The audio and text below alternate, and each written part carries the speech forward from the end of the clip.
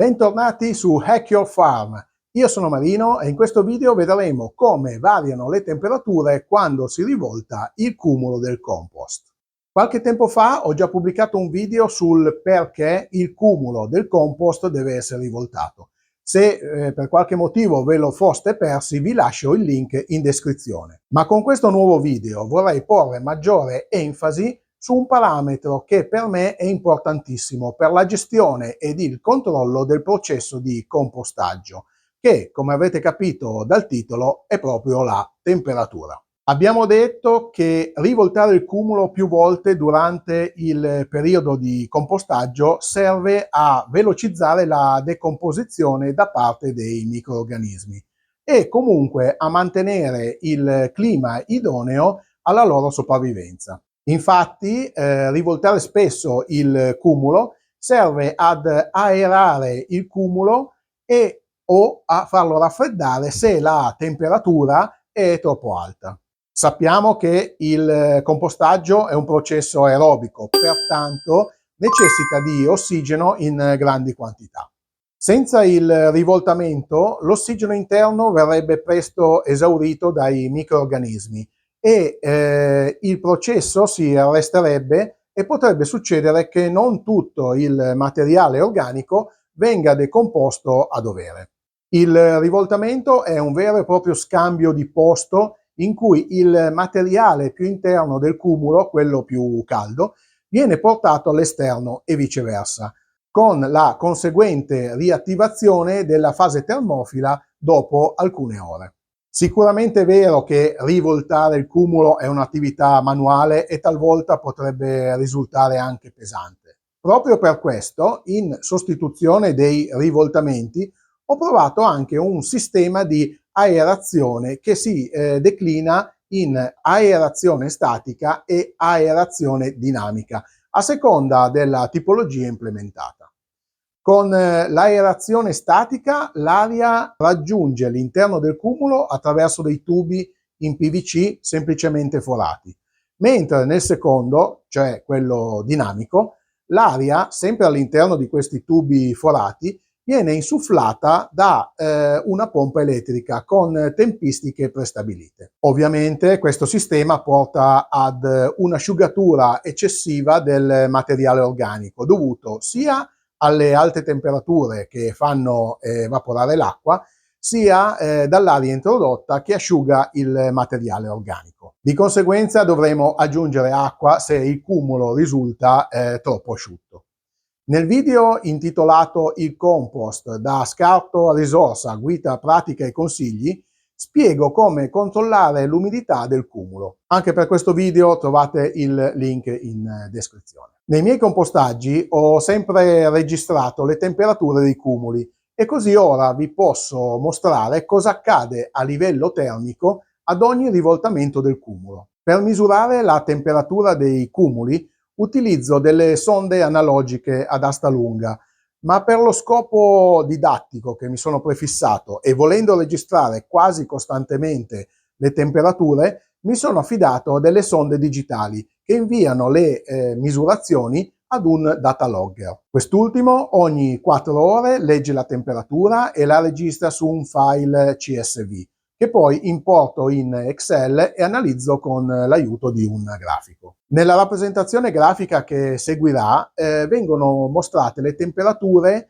di un cumulo che in particolare è stato allestito con un rapporto carbonio-azoto bilanciato e con le seguenti materie organiche. Ho utilizzato infatti il cippato di legno della segatura, del cartone e delle foglie secche di ciliegio per la parte marrone, quindi per la parte carboniosa, e scarti dell'orto, fondi di caffè, trebbie della birra e sfalci d'erba per la parte verde, cioè quella azotata. Ma vediamo il grafico che per semplificarne la lettura l'ho ridotto con la media giornaliera calcolata con le 4 misurazioni, approssimandola per eccesso. Mettendo le temperature registrate su un piano cartesiano, in cui sull'asse delle X mettiamo i giorni e sull'asse delle Y mettiamo le temperature, l'informazione sarà immediatamente percepibile a colpo d'occhio.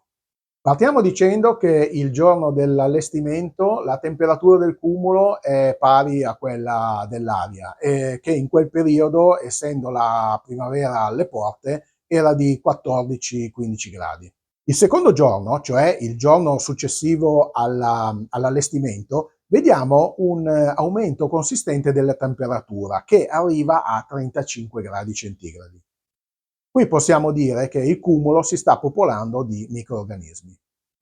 Il terzo giorno, con ben 55 gradi, il cumulo è già entrato nella fase termofila e per i successivi 7 giorni la temperatura sale e raggiunge la massima temperatura di 64 gradi.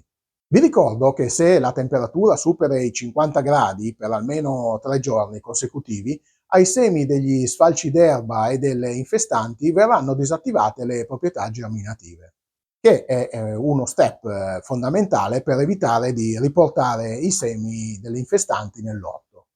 Il giorno 11 eseguo una rotazione del cumulo per aerarlo e la temperatura per quel giorno subisce un brusco calo, tornando a 39 gradi.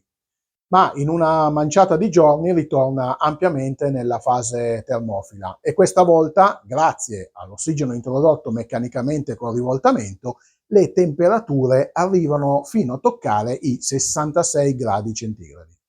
Il giorno 21 eseguo nuovamente la rotazione del cumulo e constatiamo che la temperatura ricade a 38 gradi il giorno successivo per poi ritornare a ben 67 gradi dopo 3 giorni dal rivoltamento. Il giorno 31, eseguendo il rivoltamento, la temperatura si abbassa ma non scende sotto la fase termofila e si attesta attorno ai 42 gradi centigradi per poi arrivare alla temperatura massima per quel ciclo di compostaggio di ben 68 gradi centigradi. Il giorno 41 eseguo l'ultimo rivoltamento e anche stavolta non provoca un abbassamento sotto la soglia della fase termofila, ma nei giorni successivi le temperature non raggiungono più dei 60 gradi centigradi. Questo indica che la fase termofila è prossima alla decadenza. Infatti il giorno 56 ritorna nella fase mesofila e a poco servirebbe un altro rivoltamento. Il giorno 61 la temperatura del cumulo è di circa 10 gradi superiore alla temperatura dell'aria. Dalla linea del grafico si può notare che l'effetto di ogni rivoltamento causa un leggero abbassamento della temperatura nelle prime ore successive al rivoltamento, dovuta al dissipamento del calore del materiale interno che viene spostato all'esterno.